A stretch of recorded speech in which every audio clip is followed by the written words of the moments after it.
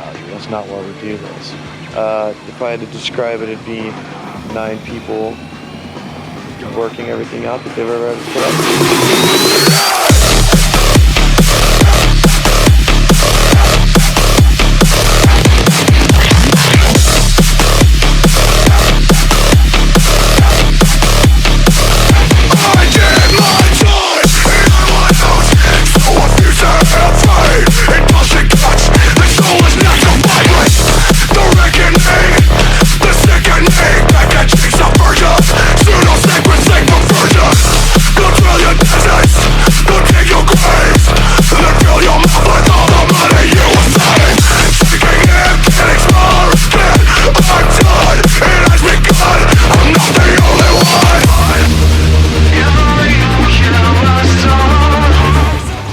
Wear the mask because we're nobody.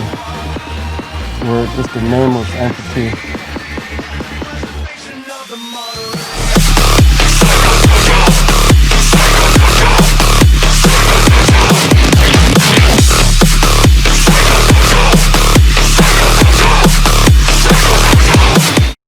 And not a lot of people know that, but they're going to now. Slipknot formed in 1995 in the band's home state of Iowa, with the founding members being Sean Crahan, Paul Gray, and Joey Jordison. And although Joey was one of the founding members of the band, he wasn't in the band as soon as it started. Sean and Paul created a band called the Pale Ones, with the members being obviously Sean Crahan, Paul Gray, Andrew Stephanie, and Donnie Steele. Sometime after, Joey joined the band and recommended 2 people to join the band, those 2 people being Mick Thompson and Craig Jones. And Sean and Paul would go to the gas station Joey worked at and talk about the future of the band. What I'm gonna do is I'm gonna paint my whole fucking body in red with my mask on. I'm gonna wear a dress. I'm gonna wear no fucking underwear. I'm gonna take the dress off. I'm gonna have some weird ass thing covering my cockston.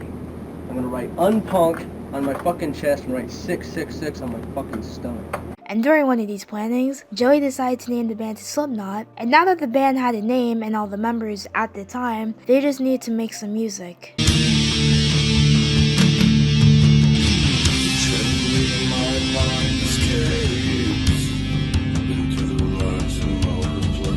On October 31st of 1996, Slipknot released the Mate.Feed.Kill.Repeat album, and it didn't do so well, only getting about 1,000 copies, and for good reason. The album isn't really that good. It's very boring. I tried listening to it. It was not a fun time. But although the album didn't do so well, Slipknot were still determined, and at the very first live show, Corey Taylor was there. I was there for the very first Slipknot show. I was in the audience. This is before I joined the band.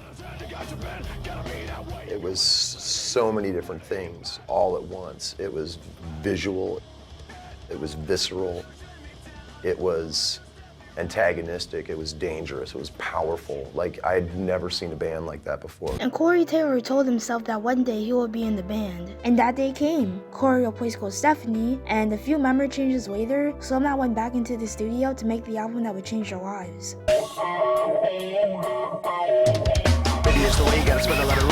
On June 29th of 1999, the Slipknot self-titled album came out, and you'd think with all the member changes in the Mate.Feed.Kill.Repeat era, that would be the end of it. But after the album came out, Josh Bernard, the band's guitarist, left the band because of things he wasn't happy with. And the band recruited Jim Root, and I know Sid joined very late in the Mate.Feed.Kill.Repeat era, but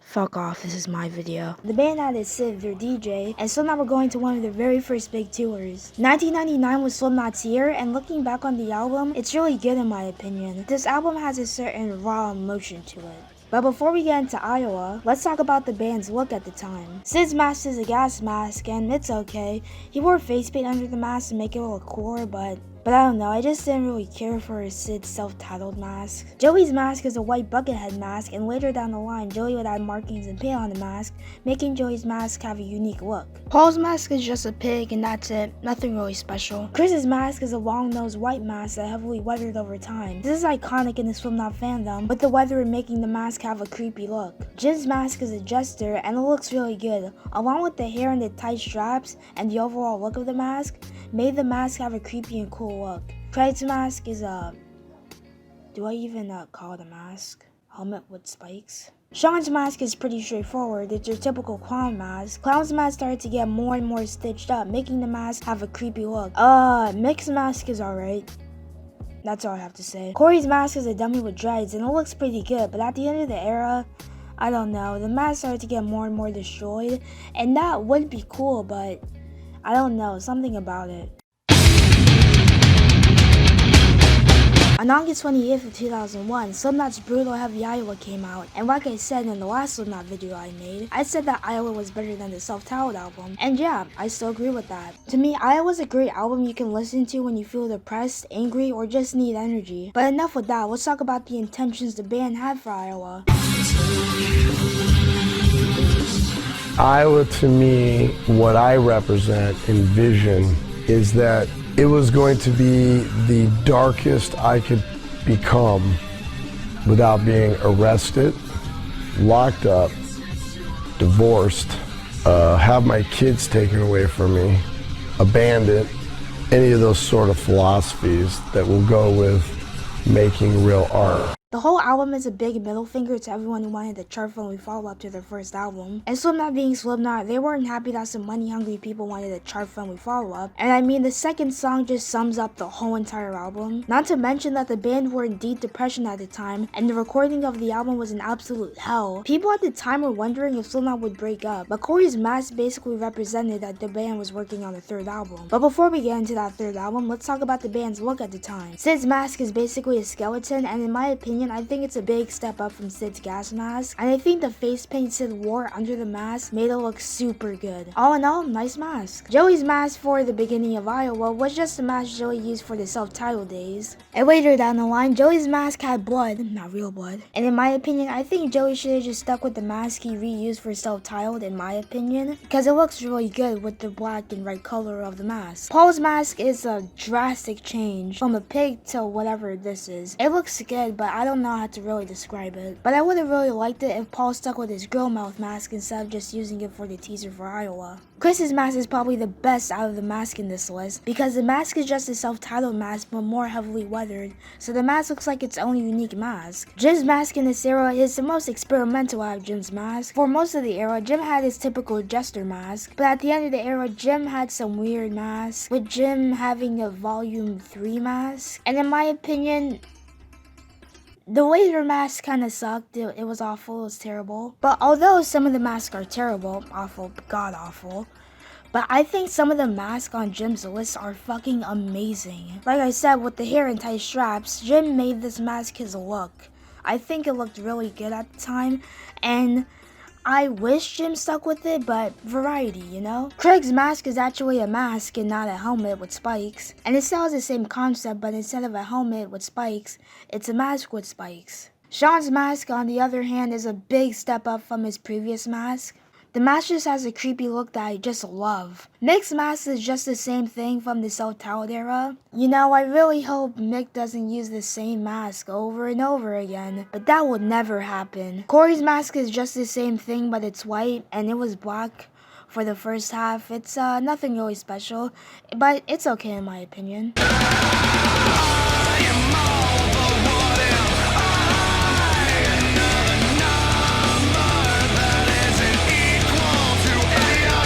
Volume 3 of the Subliminal Verses was released on May 25th of 2004. After the band's Brutal Heavy Iowa, the fans started to think that Slipknot were breaking up after a long silence from the band. But the band was back with their new album, and this isn't new for Slipknot now to experiment with their album. But at the time, Slipknot was labeled as a metal band, and Slipknot wanted to move away from their metal image and try to make something new, with songs like Vermilion 2 having an acoustic theme to it. Now with all that being said, what do I think about the album? Well, I think the album is really good, but it has some problems. In every song, for some reason, Corey's voice is either lowered or has this radio effect. And sometimes it can work in the song's favor like Duality and other songs, and sometimes the instruments overpower what Corey is saying. When they're playing live, it's much better than the studio version. But with all that being said, I still think the album is great. Sure, it has some issues, but I still enjoy the album and I still listen to it to this day. And Corey has commented on how he doesn't like the album, and the producer of the album, Rick Rubin, saying that he's overrated and never wants to work with him again. And we're done. Like I said, Volume 3 was the most most experimental at the time with the sound and the band's look. Speaking of the band's look, Sid's mask is basically the same concept, but I think it's much better here. I think the fact that the mask kept falling apart made it look like an actual skull. Joey's mask is I don't know, it just looks really chubby, I don't know. Paul's mask is basically the Grow Iowa mask, but instead of girls it's bars, and it's less chubby. It's an okay mask. Chris's mask is basically, well, it's a Chris mask, it's red this time.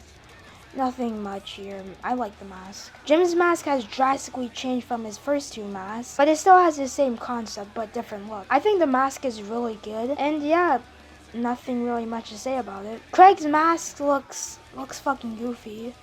Like, those don't even look like real spikes. Sean's mask is pretty good, with the concept of the mask being Sean recovering from the first two albums. Third clown, repairing. Repair from those two previous things. Those are animals. Third guy, coming back to life, few more ideas, some different shit, some healing, few more dances, few more colors, a lot more saturation, chill a little bit, but still that guy. Mick's mask, in my opinion, is really good.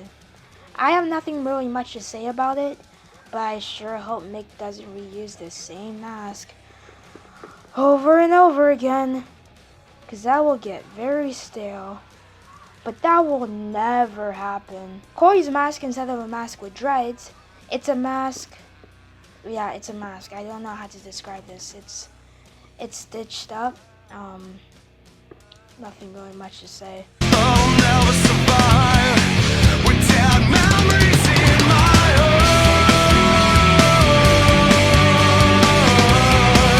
On August 20th of 2008, Slipknot's All Hope Is Gone came out, and this is the most experimental Slipknot album ever, and I'm not going to say at the time because nothing compares to this experimental-wise. There's a lot of acoustic sounds in this album, and I don't mind it. This shit actually made me cry. In this era, for the better and for the worse, had an impact on the band and the Maggots. And I think it would be messed up of me if I didn't bring up what happened on May 14th of 2010. Paul Gray, the band's bass player at the time, died of an accidental drug overdose. This struck with the Maggots and especially the band to the core. The band held a tearful press conference, and you can just see the pain in everyone's eyes knowing that one of their brothers has died. The only way I can sum up Paul Gray is love. It still makes me cry watching this video. And now with Paul dead, a lot of the Maggots were starting to think that Slipknot would break up and just end it all right there. But on June 17th of 2001, Slipknot did their very first show without Paul, and it was very tough for the band. And the band dressed up in old mask and jumpsuits for Paul, with Donnie Steele, an old Slipknot band member, playing bass, but he couldn't be seen out of respect. And 3 years later, on December 12th of 2013, Slipknot announced on their website that Joey Jordison had left the band due to personal issues. But in June of 2016, Joey said that he didn't leave the band. He was fired from the band. The reason being, the band thought that Joey was drunk because he couldn't play his drums properly and had to be carried to his drum set. But this was because Joey had an illness that Joey didn't know he had at the time, making him incapable of playing his drums. Joey has said that he doesn't have any ill will against the band, and he would love to rejoin Slipknot if he had the chance to. Now with all that out of the way, let's get into the mask. Sid's mask is a complete 180, because instead of a skull, it's the Transformer mask that glows up. And it moves, so I have no complaints here. Joey's mask, I actually do not like it. There's just too many things on it that makes it really overwhelming. Paul's mask is basically just a Volume 3 mask. Nothing really much to add here. I can just copy and paste what I said in the last segment about Paul's mask. Chris's mask is it's a Chris mask, but he just didn't wear the bondage hood. I think this is a pretty cool look, but again, it's a Chris mask. So. Jim's mask is basically his Volume 3 mask. It's a good mask. This is Editor Me here. I forgot to mention in the recording that, I forgot to mention Craig's mask. My opinion on it, it fucking sucks. Yeah. Cloud's mask has a really cool concept, but it was not executed well. Botchery. I invent the evilest thing I possibly can put on my face. Constructed of leather, cop shades, a chrome Ming the Merciless hat, put it all together, can't see shit, can't breathe, can't Can't feel, can't do anything. Very painful. That was a personal pain. I lost my dad the album before and my mom the album before. And that's how I felt. I didn't want to talk. I didn't want to do interviews. I just want to be in my own world and be reminded. The only album done in Iowa, and it's my least favorite. No tension, no pain, just efficiency. Able to go home, able to sleep. That's not good. It's not good for what we do. As we started doing photos, I took my photos in this abandoned school. Just outside the hallway, there's a sign that said, "All hope is gone." Members of the band, mainly Corey, I remember, saying that would be a great song title and probably even better album title. Mick's mask is basically just the same thing, and I hope Mick doesn't reuse the same mask. But that will never happen. Corey's mask. Oh shit, we're gonna get a Corey's mask. At the time, this was the most controversial Corey mask, and I can kind of see where people are coming from, but it doesn't really bother me. It's just a Corey mask, and I think it looks pretty good, but it's nothing really amazing. Some of us are destined to be outlived. Step inside, see the devil alive. On October 17th of 2014, the Great Chapter was released, and by the title, if you couldn't tell already, it's in memorial of Paul Gray. This album started a new chapter in the band's career, with Paul Gray passing away and Joey Jordison being fired from Slipknot, which were replaced by Jay Weinberg and Acerado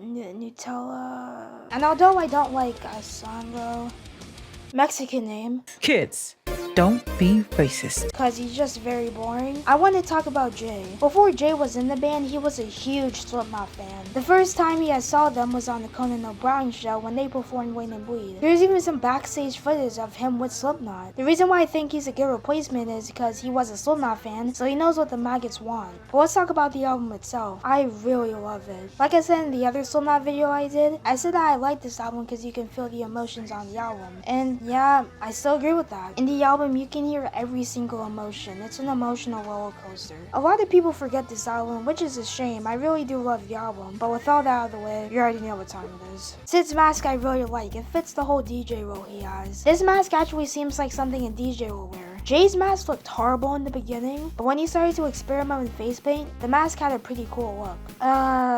That name, his mask sucks. Chris's mask is, it's a Chris mask. Jim's mask is actually pretty unique, with the bottom half of the mask being removed, with his beard out. And I'm not gonna lie, the first time I saw this, it looked kinda weird for a Jim mask, but later on I got attached to it. Craig's mask sucks, moving on. Sean's mask is just a bunch of masks about how Sean felt, and it was mad. Nothing really was clown related in the mask besides the hair on top of the mask. Mick's mask actually has some variety to it, cause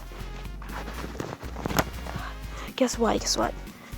There was a scar! Corey's mask is just a zombie. It looks okay. Moving on. We are not your kind. We are not your kind. We are not your kind. We are not your kind.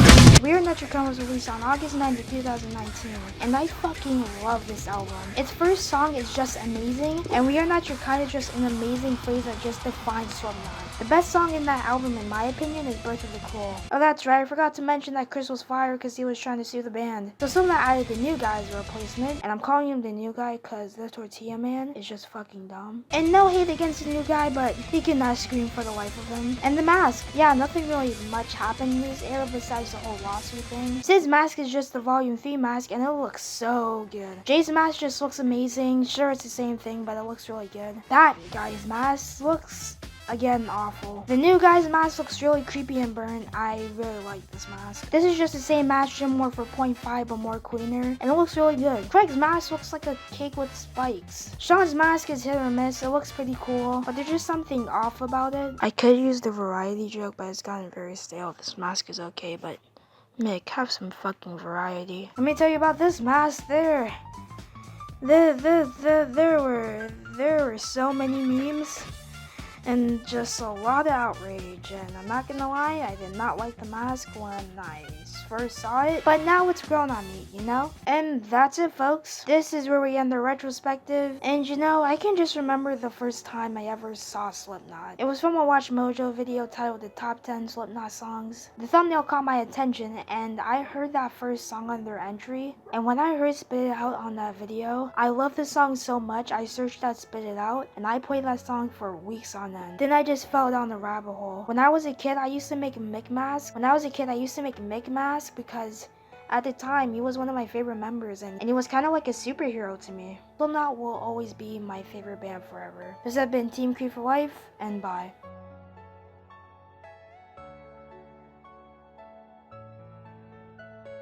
But Creed, aren't you forgetting something? No, I'm not forgetting anything. I did the retrospective. Did I forget an album or something? You forgot to talk about the Slipknots from Conan! You think you're funny, Shade? Alright, get the fuck out of my video.